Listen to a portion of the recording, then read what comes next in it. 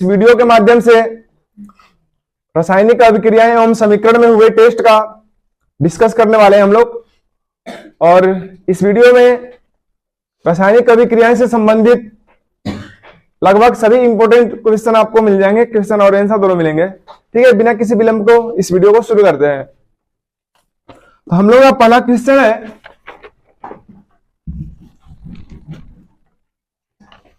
रासायनिक अभिक्रिया किसे कहते हैं?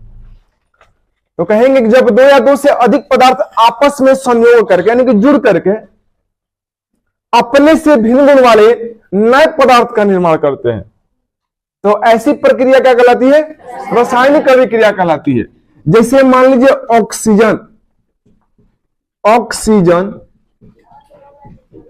प्लस हाइड्रोजन मिल करके क्या बनाते हैं? जल बनाते हैं। क्या बनाते हैं? जल बनाते हैं क्या? फिर लिख सकते हैं कार्बन प्लस ऑक्सीजन दोनों मिलकर के क्या बनाएंगे? कार्बन डाइऑक्साइड बनाते हैं ना। कार्बन और ऑक्सीजन मिलकर क्या बनाते हैं? कार्बन डाइऑक्साइड बनाते हैं। अब जरा ध्यान से देखिएगा, ये देखिए ऑक्सीजन जो है ना, ये जलाने वाला है। क्या है? जैसे मान लीजिए अगर मेरे पास मोमबत्ती है, मोमबत्ती जला रहे हैं, वो तब तक जलती है जब तक उसे ऑक्सीजन मिलती है। और हम लोग बकैती तब तक करते हैं तब जब तक ऑक्सीजन मिलती है। ऑक्सीजन नहीं मिलती ना, हम लोग भी कहां चले जाएंगे? 3 लाख ऊपर जमीन पर। अब शरीर जमीन पर ना रही, अतमा चल जाई। देखिए पापा का नाम आता ना, अतमा कहा था बहरिया जाके मार गए पटक के, ठीक ना। चलिए देखिए, ये जो ऑक्सीजन है जलाने वाला है और हाइड्रोजन तेजी से जलने वाला है, समझ गए हो? और ये जो दोनों मिलकर के क्या बन गए? जल। ये आग बुझाने वाला बन गया, नहीं बन गया? आग बुझाने वाला बन गया। जल से क्या करते हैं? आग बुझाते हैं। क्या आग लगाते हैं? आग बुझाते हैं ना। तो देखिए इन दोनों का गुण क्या है? अलग अलग है। इसका गुण क्या है? अलग है। तो क्या है? रासायनिक अभिक्रिया में कहवे किया है कि जब दो या दो से अधिक पदार्थ आपस में संयोग करके अपने से भिन्न गुण वाले नए पदार्थ का निर्माण करते हैं, तो ऐसी प्रक्रिया क्या कहलाती है? रासायनिक अभिक्रिया कहलाती है। जैसे मान लीजिए कार्बन प्लस ऑक्सीजन मिलकर के क्या बनाएंगे? CO2 कार्बन डाइऑक्साइड बनाते हैं। क्या बनाते हैं? कार्बन डाइऑक्साइड बनाते हैं। तो अब जब देखिए ये कार्बन जलने वाला है, कार्बन, और जिस पदार्थ में कहा था कार्बन नहीं रहेगा तो वो जल भी नहीं करेगा, समझ गए हो? ये कार्बन क्या है? जलने वाला है। ऑक्सीजन जलाने वाला है। ये कार्बन डाइऑक्साइड बुताने वाला है। अग्निशामक का नाम सुने? अच्छा है, गाड़ी बस में देखते होंगे, होता है तो लाल लाल बोतल रहता है, वो कार्बन डाइऑक्साइड रहता है। कहीं आग लग जाए, कार्बन डाइऑक्साइड मार दीजिए, कार्बन डाइऑक्साइड गैस भारी होता है, जहां पड़ेगा वहां से ऑक्सीजन हट जाएगा, ऑक्सीजन हटेगा आग बुझ जाएगा। समझे हो? अब नहीं समझ में आ रही है? ये कार्बन डाइऑक्साइड बुताने वाला बन गया, देख रहे हैं? समझ में आ रही है कि नहीं आ रही है? अब अगला प्रश्न है, अगला प्रश्न कह रहा है अभिकारक किसे कहते हैं? तो कहेंगे जिसे रासायनिक अभिक्रिया में भाग लेने वाले पदार्थ को ना अभिकारक कहते हैं, जिसको इंग्लिश में रिएक्टेंट कहते हैं। क्या कहते हैं? जैसे कहेंगे oxygen plus carbon O2 plus C क्या बनेगा? CO2 बनेगा ना, या C प्लस O2 भी कह सकते हैं, CO2 बनेगा ना। तो ये ऑक्सीजन और कार्बन क्या है? अभिकारक है। क्या है? अभिकारक है। और रासायनिक अभिक्रिया के फलस्वरूप बने नए पदार्थ को प्रतिफल कहते हैं, जिसको इंग्लिश में प्रोडक्ट कहते हैं। समझ में आ रही है कि नहीं आ रही है? अगला प्रश्न है ऊष्माक्षेपी अभिक्रिया किसे कहते हैं? तो कहेंगे ऐसी रासायनिक अभिक्रियाएं जिसके होने के फलस्वरूप उष्मा की उत्पत्ति हो। किसकी उत्पत्ति हो?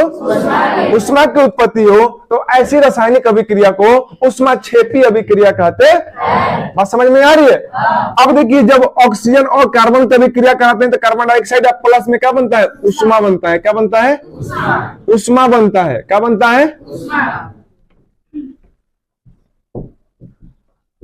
उष्मा बनता है। ये कार्बन डाइऑक्साइड क्या करता है, वायुमंडल में उड़ करके ऐश करता है। क्या करता है वो? अब ये कार्बन डाइऑक्साइड है एक गैस और वायुमंडल में करेगा नहीं करेगा? ये उष्मा यानी कि हमको एक तापमान की प्राप्ति होगी। समझ गए हो? अगला प्रश्न कह रहा है ऊर्ध्वपातन किसे कहते हैं? ऊर्ध्वपातन किसे कहते हैं? कहेंगे ऐसा पदार्थ, कहेंगे ऐसा पदार्थ जिसे गर्म करने पर ठोस अवस्था से द्रव अवस्था में न बदलकर सीधे गैसीय अवस्था में बदल जाए, या ठंडा करने पर गैसीय अवस्था से सीधे ठोस अवस्था में बदल जाए, तो ऐसे पदार्थ को ऊर्ध्वपातित पदार्थ कहते हैं और इस प्रक्रिया को ऊर्ध्वपातन कहते हैं। जैसे में कपूर देखे हैं, कपूर को जलाते हैं तो ठोस से सीधा क्या होता है, गैस में बदल जाता है। द्रव में बदलता है क्या? ये क्या हो गया है वो? नहीं, विक्स नहीं है ना, बिहार कोरोना हो गया है। चलिए देखिए क्या देखिए, तो गला खराब हो गया, स्पीकर खराब हो गया। चलिए देखिए, अब से कहते हैं क्या कहो, अब से हमारे मन देखिए, जैसे कपूर की गोली हो गया, तो कपूर को हम लोग जलाते हैं तो क्या होता है, ठोस अवस्था से सीधा गैसीय अवस्था में बदल जाता है। क्या मोम के तरह द्रव में बदलता है? नहीं बदलता है ना। ठोस से सीधा क्या होता है, गैस में बदल जाता है, वहां पर कुछ बचता भी नहीं है। बात सही है? जैसे नैप्थलीन की गोली जिसको हम लोग घर में बोलते हैं फेनाइल की गोली, यही है वो। जिसे हम लोग बक्सा वगैरह में रखते हैं कपड़ा के व्यंजन के लिए, या कागज पत्थर जिसमें रखते हैं उसमें रखते हैं, इसको रखते हैं। इससे क्या होता है, कीड़े मकोड़े भाग जाते हैं, लेकिन ये धीरे धीरे अपने आप क्या होता है, गलते रहता है। ये गैसीय अवस्था में बदलता रहता है ठोस से, समझ गए? ठोस अवस्था से सीधे गैसीय अवस्था में बदलते रहता है। चलिए अगला प्रश्न है, संतुलित समीकरण किसे कहते हैं? तो कहेंगे ऐसा रासायनिक समीकरण जिसके दोनों और प्रत्येक प्रकार के परमाणुओं की संख्या बराबर हो, तो ऐसी रासायनिक समीकरण को क्या कहते हैं? संतुलित रासायनिक समीकरण कहते हैं। जैसे मान लीजिए H2 + O2 बन गया, H2O बन गया ना। तो इधर हाइड्रोजन 2 है, इधर हाइड्रोजन 2 है, सही है। इधर ऑक्सीजन 2 है, इधर ऑक्सीजन 1 है, तो ये क्या है, संतुलित नहीं है, असंतुलित है। इसे संतुलित करने के लिए संतुलित किया जाएगा। इधर संतुलित करने के लिए यहाँ पे 2 से गुणा कर देंगे, 4 हाइड्रोजन हो गया, 2 ऑक्सीजन हो गया। यहाँ पे 2 से गुणा कर दे, 4 हाइड्रोजन 2 ऑक्सीजन, 2 ऑक्सीजन हो गया कि नहीं हुआ? कोई दिक्कत है समझ में? तो ये क्या है, संतुलित रासायनिक समीकरण है। दोनों और प्रत्येक प्रकार के परमाणुओं की संख्या क्या है, समान है। अगला प्रश्न में कह रहा है रासायनिक समीकरण के दोषों को लिखें। तो कहेंगे रासायनिक समीकरण के निम्नलिखित दोष है। पहला नंबर, रासायनिक समीकरण से इस बात की पता नहीं चलती है कि रासायनिक जो समीकरण है, यानी कि रासायनिक अभिक्रिया है, ऊष्माक्षेपी है या ऊष्माशोषी है। समझ में आ रही है? और इसे उपयोगी बनाने के लिए क्या, जहां अगर ऊष्माक्षेपी रहती है तो क्या दाएं साइड में प्लस ऊष्मा जोड़ देते हैं, अगर ऊष्माशोषी रहती है तो बाएं साइड में क्या करते हैं, ऊष्मा को जोड़ते हैं। समझ में आ रही है? और रासायनिक समीकरण से इनके भौतिक अवस्थाओं की जानकारी नहीं मिलती है। जैसे कोई पदार्थ ठोस है, द्रव है या गैस है। समझ में आ रही है? और रासायनिक समीकरण से इस बात की भी जानकारी नहीं मिलती है, अभिक्रिया के वेग के संदर्भ में कोई जानकारी नहीं मिलती है। अर्थात ये नहीं पता चलता है कि अभिक्रिया मंद गति से हो रही है या तेज गति से हो रही है। समझ में आ रही है? अगला में कह रहे हैं कि संयोजन अभिक्रिया किसे कहते हैं?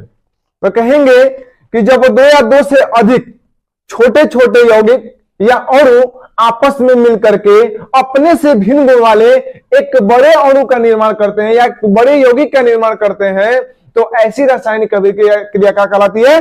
संयोजन अभिक्रिया कहलाती है। देखिए ये भी संयोजन अभिक्रिया है। समझ में आ रही है कि नहीं आ रही है? कोई दिक्कत है कि है? नहीं है तो आगे बढ़ते हैं। फिर कह रहे हैं वियोजन अभिक्रिया किसे कहते हैं? वियोजन अभिक्रिया किसे कहते हैं? तो कहेंगे ऐसी रासायनिक अभिक्रिया जिसमें कोई बड़ा यौगिक टूट करके अपने से भिन्न गुण वाला दो या दो से अधिक यौगिक का निर्माण करता है, तो ऐसी रासायनिक अभिक्रिया क्या कहलाती है? वियोजन अभिक्रिया कहलाती है। समझ, वियोजन या अपघटन। वियोजन के मतलब भी टूटना होता है, अलगाव होता है। अपघटन का मतलब भी टूटना और अलगाव होता है। जिसे पोटेशियम क्लोराइड को गर्म करते हैं, KClO3 को गर्म करते हैं, तो क्या मिलता है? पोटेशियम क्लोराइड मिलता है, KCl मिलता है। जब इसको गर्म करते हैं तो KCl मिलता है, क्या मिलता है? Potassium chloride plus oxygen O2 मिलता है। ये बराबर नहीं है, तो बराबर करने के लिए यहाँ पे 2 से गुणा करेंगे, यहाँ पे 3 से, यहाँ पे 2 से। पोटेशियम 2 हो गया, potassium 2, chlorine 2, chlorine 2, oxygen 6, oxygen 6 हो गया। समझ में आ रही है कि नहीं आ रही है? ये एक प्रकार का क्या है? इसे देखिए, एक बड़ा यौगिक है यहाँ पे, और ये टूट करके यानी अपघटित होकर के दो छोटे छोटे यौगिकों का यानी अणुओं का या यौगिकों का निर्माण कर सकता है। समझो, ये यौगिक है और ये ऑक्सीजन का क्या है? अणु है। समझ में आ रही है कि नहीं आ रही है? तो छोटा छोटा निर्माण किया ना टूट करके, तो ऐसी रासायनिक अभिक्रिया क्या कहलाएगी?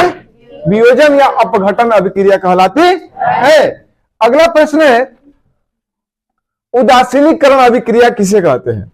तो कहेंगे कि ऐसी रासायनिक अभिक्रिया, या आप कहेंगे ए बालक सीधा रहो ना, देखिए उदासीनीकरण अभिक्रिया किसे कहते हैं? तो कहेंगे कि जब अम्ल की अभिक्रिया किसी क्षार के साथ कराई जाती है। किसके साथ कराई जाती है? जब किसी अम्ल की अभिक्रिया किसी क्षार के साथ कराई जाती है तो लवण तथा जल का निर्माण होता है। लवण तथा जल का निर्माण होता है। ऐसी प्रक्रिया क्या कहलाती है? उदासीनीकरण अभिक्रिया कहलाती है। जैसे मान लो भाई,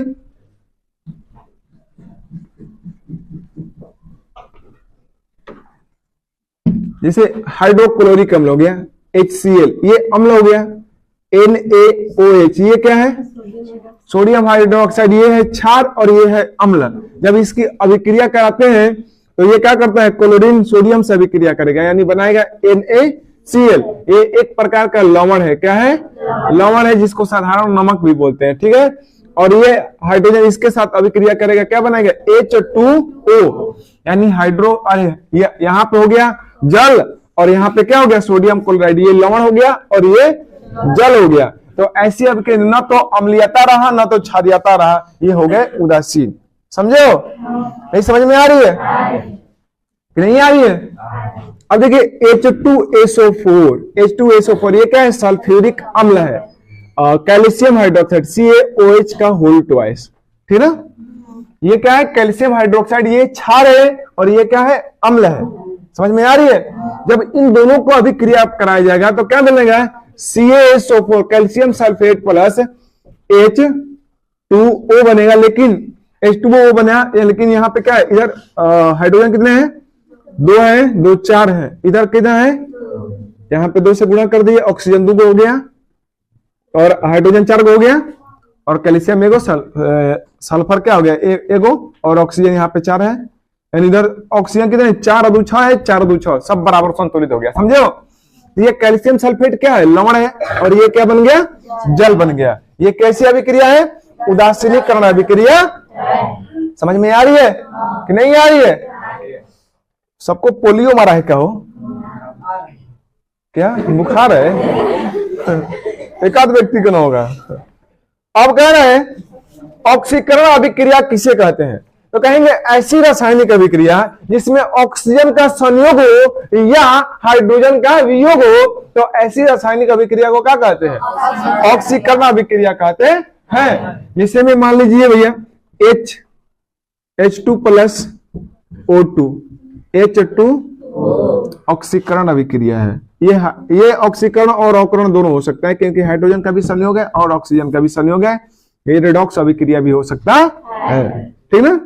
कहेंगे C प्लस O2 बनेंगे CO2। ये क्या है? ऑक्सीकरण अभिक्रिया। समझ में आ रही है कि नहीं आ रही है?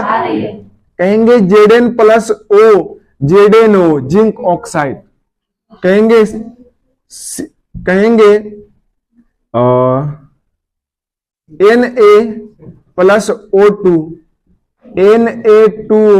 Na2 नो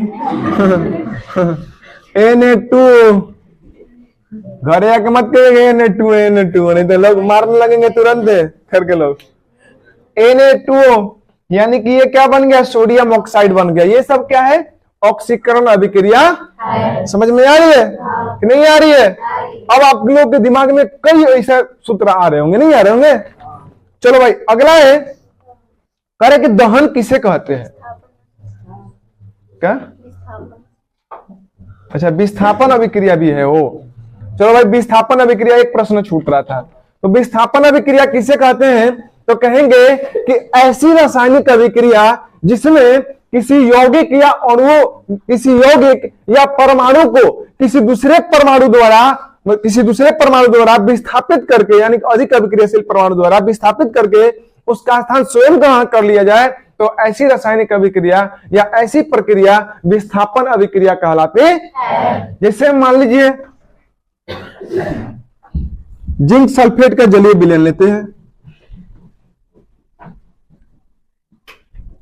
ZnSO4, और लोहा के चूर्ण जब डाल देंगे इसमें, तो क्या बनाएगा भैया? जिंक से अधिक अभिक्रियाशील होने के कारण जिंक को क्या कर रहे हैं, विस्थापित कर देगा। क्या बनाएगा? FeSO4 plus Zn। Zinc sulphate के जलीय विलयन में लोहा के चूर्ण को डाले तो आप क्या बनाएगा? फेरस सल्फेट, और इधर क्या बच जाएगा बेचारा? जिंक। यानी कि जिंक को क्या कर दिया? विस्थापित कर दिया। तो ऐसी अभिक्रिया क्या कहलाती है? विस्थापन अभिक्रिया कहलाती है। कोई डाउट है? अब अगला प्रश्न है, दहन किसे कहते हैं? दहन किसे कहते हैं? तो कहेंगे दहन वह प्रक्रिया है जिसमें कोई पदार्थ ऑक्सीजन की उपस्थिति में जल करके ऊष्मा और प्रकाश की उत्पत्ति करता है। तो ऐसी प्रक्रिया क्या कहलाती है? दहन कहलाती है। और दहन के प्रक्रिया में जलने वाले पदार्थ को दहनशील पदार्थ कहते हैं। कोई डाउट है? अगला, और दहनशील पदार्थ के अगर एग्जांपल देना होगा तो किसको एग्जांपल दीजिएगा? हो कहेंगे लकड़ी, कागज, पेट्रोल, केरोसिन, डीजल इत्यादि। समझ गए हो? यानी जितने भी जलने वाले पदार्थ हैं। अगला कहें ज्वलन ताप क्या है? कहेंगे जिस न्यूनतम ताप पर कोई पदार्थ जलना शुरू कर देता है उस ताप को, उस पदार्थ का ज्वलन ताप कहते हैं। कहे रतिया में क्या करत रही लोग? आए पूरा एकदम लमोहर नींद मार रहे हैं। बाप रे बाप।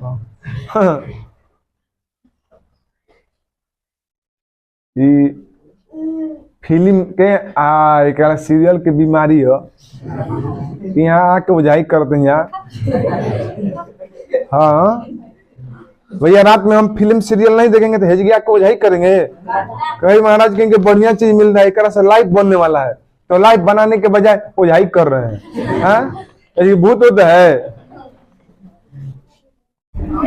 आगे अगला कह रहा है कि एलपीजी का पूरा नाम, एलपीजी का पूरा नाम लिक्विफाइड पेट्रोलियम गैस। सीएनजी का पूरा नाम क्या कहेंगे? Compressed natural gas. अगला और कह रहे कि एलपीजी के रिसाव का पता लगाने के लिए उसमें क्या मिलाया जाता है? तो हम कहेंगे एथाइल मरकैप्टन मिलाया जाता है, जिसका सूत्र होता है C2H5SH होता है। समझ में आया? अगला कह रहा है कि समीकरण में तीर चिन्ह अभिक्रिया की क्या बताता है? कहेंगे और समीकरण में तीर चिन्ह यह बताता है कि अभिक्रिया किस दिशा में हो रही है। अगला प्रश्न है कि निम्नलिखित के सूत्र लिखे। और पहला में है प्रोपेन, प्रोपेन को होता है C3H8 3 दूना के 6 2। और दूसरा में है ब्यूटेन C4H, एक नंबर में लिखा है सूत्र वो होता है C4H10। ग्लूकोज, ग्लूकोज का सूत्र होता है C6H12O6, जिस प्रकाश संश्लेषण का भी ये सूत्र है। अगला कह रहा है एथिल मरकैप्टन जो है क्या ये लिखे है। और अगला कह रहे जिंक ऑक्साइड ZnO, फिर है silver nitrate AgNO3। Papa mummy को क्या बना देती है? वो भाव गिरा के बोलती हैं AG, और नैका डिजाइन में AG के मतलब आए गधे, AG के मतलब ओ गधे। और पापा लोग खुश रहते हैं सुन सुन के, सुन सुन अरे ना रहते हैं। देखिए मम्मी पापा कहते एजी क्या कर रहे हैं? तो पापा सुनते हैं, हाँ मुस्कुराते हैं, हाँ कितना बढ़िया।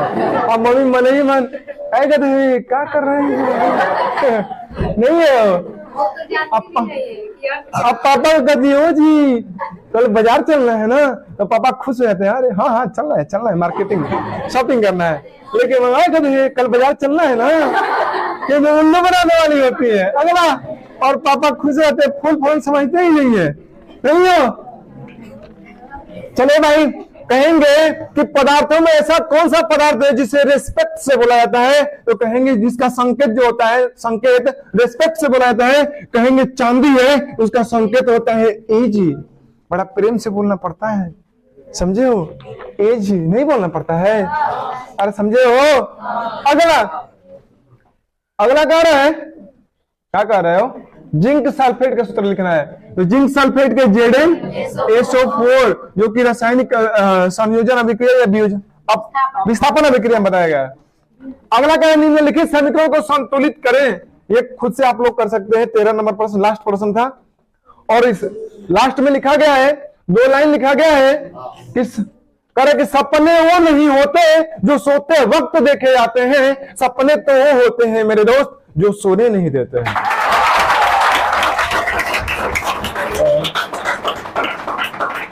इस वीडियो को हम लोग यहीं पे समाप्त करते हैं। क्या वीडियो अच्छी लगे तो लाइक और सब्सक्राइब अवश्य कीजिएगा और अपने दोस्तों के पास अवश्य शेयर कीजिएगा।